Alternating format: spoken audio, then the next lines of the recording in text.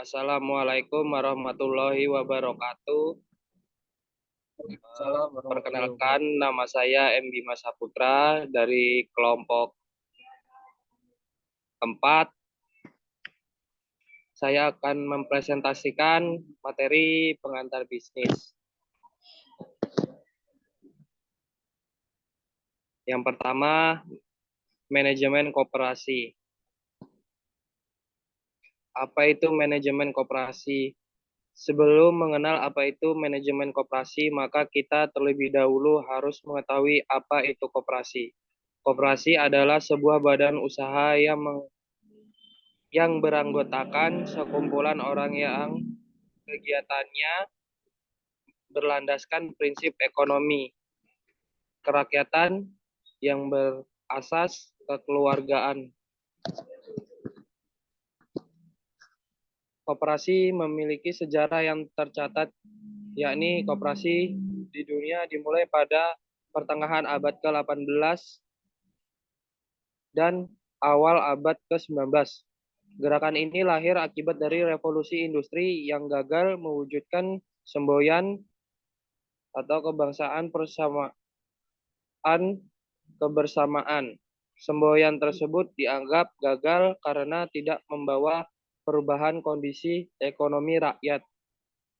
Kebebasan hanya dirasakan oleh mereka yang memiliki kapital, sedangkan persamaan dan kebersamaan hanya dimiliki oleh pemilik-pemilik modal besar. Fungsi dari koperasi ada 4. Yang pertama itu membangun dan mengembangkan. Membangun dan mengembangkan potensi kemampuan anggotanya secara khusus dan masyarakat secara umum. Kedua, meningkatkan sumber daya manusia, yaitu SDM, meningkatkan kualitas sumber daya manusia dan masyarakat secara aktif sehingga memberikan manfaat bagi perekonomian. Yang ketiga, berfungsi sebagai pondasi kekuatan dan ketahanan perekonomian nasional dengan menjadikan koperasi sebagai sokogurunya. Yang keempat, berfungsi untuk mewujudkan dan membangun perekonomian nasional dengan menggunakan asas kekeluargaan dan demokrasi ekonomi. Tujuan koperasi yang pertama, meningkatkan kehidupan ekonomi anggota dan masyarakat sekitarnya. Yang kedua, meningkatkan kesejahteraan ekonomi anggota koperasi dan masyarakat sekitarnya. Yang ketiga, memberikan bantuan pinjaman modal kepada unit-unit usaha skala mikro dan kecil. Yang keempat, menjadi sokoguru dalam perekonomian nasional. Yang kelima, membantu produsen dengan memberikan penawaran harga yang relatif lebih tinggi. Yang keenam, membantu konsumen dengan memberikan penawaran harga yang relatif lebih terjangkau.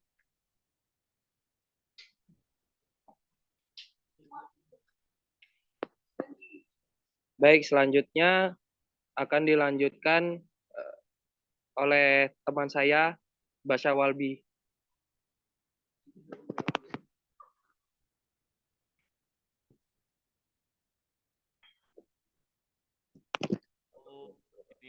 jenis koperasi.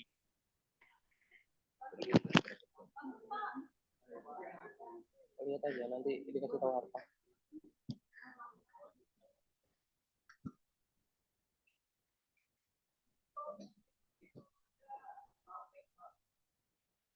Jenis koperasi. Masa nggak ada? Nyala loh. Jenis koperasi. Koperasi primer. Koperasi yang didirikan oleh orang-orang seorang dan beranggotakan lebih dari 20 orang. Koperasi sekunder. Koperasi yang didirikan oleh koperasi yang beranggotakan koperasi juga. Koperasi usaha. Koperasi yang terdiri dari koperasi produsen, koperasi konsumen, koperasi jasa, dan juga koperasi simpan pinjam. Keuntungan anggota koperasi. Anggota koperasi berhak mendapatkan pembagian sisa hasil usaha atau SHU. Besarnya bagi hasilnya didapatkan berdasarkan jumlah modal yang ditanam dan besarnya keuntungan yang didapatkan oleh koperasi. Anggota anggota anggota dapat membeli barang dan jasa dengan harga yang lebih terjangkau dibandingkan beli di luar koperasi. Bagi anggota dapat pinjam dana kepada koperasi baik secara sistem konvensional berbunga ataupun bagi hasil sistem syariah. Anggota bisa mendapat pelatihan entrepreneur dan memperluas jaringan bisnis. Dengan demikian, Anda bisa berkembang menjadi pribadi yang lebih baik. Apa itu manajemen koperasi? Manajemen koperasi merupakan suatu ilmu manajemen yang di dalam ruang lingkup koperasi yang mana setiap anggotanya memiliki tanggung jawab dan wewenang dalam melakukan perorganisasian, perencanaan, dan pengendalian sumber daya koperasi. Manajemen ini dilakukan agar tujuan koperasi tercapai dengan maksimal. Keberadaan manajemen dalam koperasi ini memiliki fungsi yaitu sebagai sebuah perencanaan yang harus disusun oleh anggotanya yang artinya jadi awal dari keanggotaan koperasi. Perencanaan ini nantinya akan berguna untuk memberikan arahan menjadi standar kerja dan membantu mempersiapkan sebuah peluang.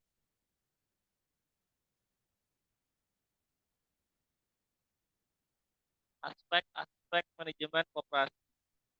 Yang pertama, manajemen operasi.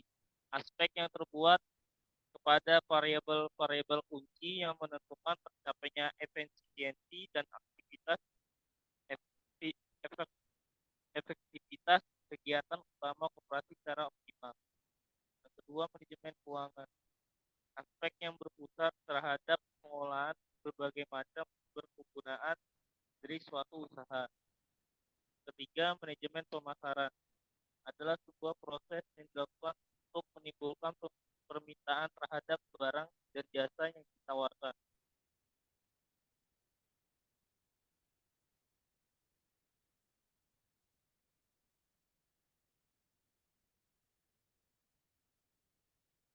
Oke, selanjutnya akan dilanjutkan dengan kawan planning. Proses manajemen koperasi. Yang pertama, planning. Perencanaan adalah proses di mana seorang manajer koperasi diharapkan bisa mengembangkan penggunaan sumber daya manusia, modal, fasilitas fisik, dan informasi yang dimiliki untuk mencapai tujuan koperasi yang sudah direncanakan. Yang kedua, proses pengelompokan bagian kerja dengan tujuan yang dikendaki oleh sebuah organisasi agar dapat membagi tugas dan tanggung jawab di antara anggota organisasi. Yang ketiga, proses dalam memindahkan dan menjalankan organisasi sehingga orang-orang yang diberikan tugas bisa bekerja dan menjelaskan tugas tersebut sehingga tercapai tujuan yang sudah ditetapkan. Yang terakhir, segala sesuatu yang berkaitan dengan proses penjagaan serta pengarahan yang dilakukan dengan sungguh-sungguh. Yang kedua, perseroan terbatas. Definisi perseroan terbatas. Perseroan terbatas adalah suatu unit badan usaha berbadan hukum yang modalnya terkumpul dari berbagai saham. Setiap pemilik saham, yaitu para investor, akan mendapatkan bagian sesuai dengan banyaknya lembar saham yang dimiliki. Kekayaan pribadi pemilik perusahaan berbeda dengan kekayaan perusahaan, sehingga kepemilikan perusahaan dapat berganti tanpa harus membubarkan atau mengganti nama perusahaan terlebih dahulu. Biasanya perseroan terbatas atau PT dibentuk oleh minimal 2 orang atau lebih melalui kesepakatan yang diketahui oleh notaris untuk dibuatkan akta perusahaan.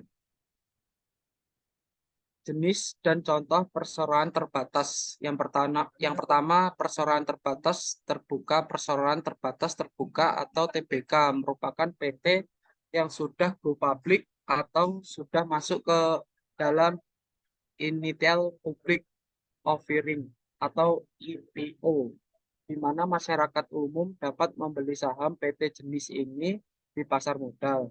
Contoh dari PT jenis ini adalah PT Bank Sentral Asia, TBK, dan PT Telekomunikasi Indonesia atau perseroan TBK. Yang kedua, perseroan terbatas tertutup. Perseroan terbatas tertutup merupakan PT yang tidak dilakukan aktivitas jual beli saham kepada masyarakat umum. Pemilik saham PT jenis ini hanya berasal dari kalangan tertentu saja, seperti sahabat, keluarga, kerabat, kolega, bisnis, dan lain-lain. Contoh dari PT jenis ini adalah Salim Group, Lipo Group, Bakre Group, dan lain-lain. Yang terakhir, yang ketiga, perseroan terbatas kosong.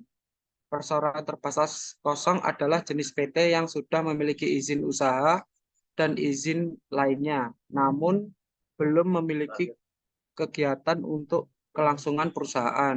Contoh dari PT jenis ini adalah PT Adam Air, PT Asian Biskuit, PT Bayur Air, dan lain-lain.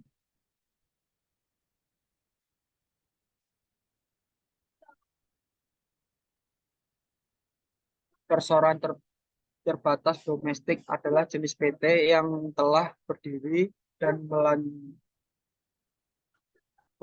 menjalankan kegiatan operasional perusahaan di dalam negeri dan harus mengikuti seluruh ketentuan yang berlaku di dalam negeri. Perseroan terbatas, perseroan merupakan jenis PT yang memiliki pemilik saham tunggal. Orang yang memiliki saham ini akan berperan sebagai direktur perusahaan, sehingga memiliki kekuasaan tunggal. Yang keenam, perseroan terbatas asing. Perseroan terbatas asing merupakan PT yang didirikan di luar negeri atau negara lain yang mengikuti ketentuan yang berlaku di negara tersebut. Selanjutnya, saya akan memberikan kepada Sheila.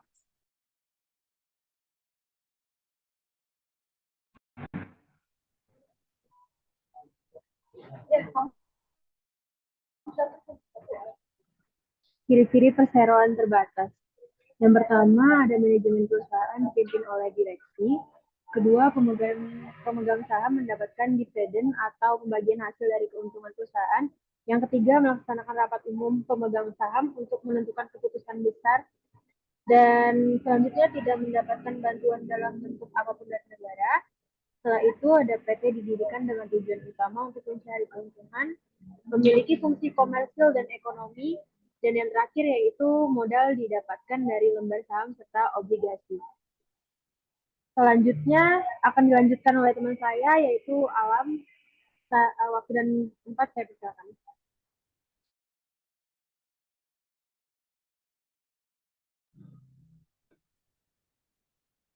Selanjutnya, perkembangan perusahaan. Bentuk badan usaha dan perkembangannya. Kemajuan ekonomi ternyata mempengaruhi bentuk lapangan usaha dan sifat badan usaha suatu perusahaan. Sebagai contoh, perkembangan ekonomi menimbulkan perusahaan multinasional. Beberapa bentuk usaha di bawah ini merupakan yang beroperasi dalam perekonomian adalah sebagai berikut.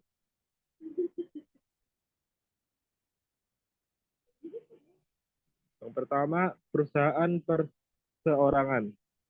Secara definisi, perusahaan perseorangan yang dimasukkan adalah perusahaan yang dimiliki satu individu.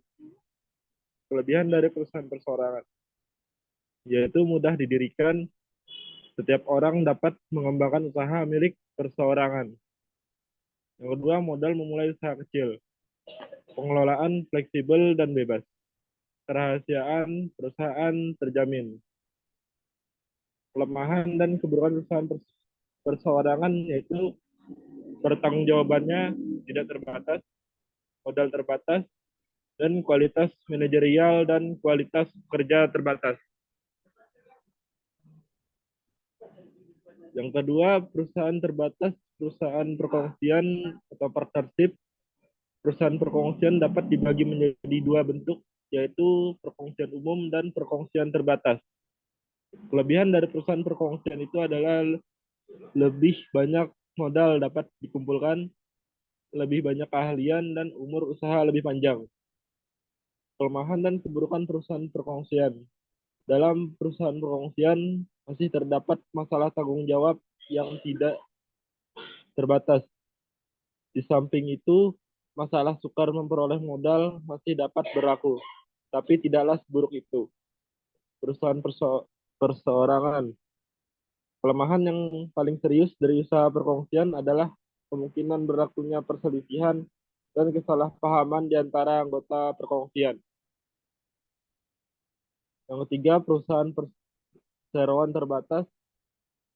Perusahaan yang digolongkan dalam perseroan terbatas adalah suatu unit kegiatan usaha yang didirikan sebagai suatu institusi berbadan hukum yang pendiriannya dilakukan melalui akte notaris, di mana suatu dokumen dikemukakan yang pada dasarnya menerangkan mengenal tujuan pendiriannya.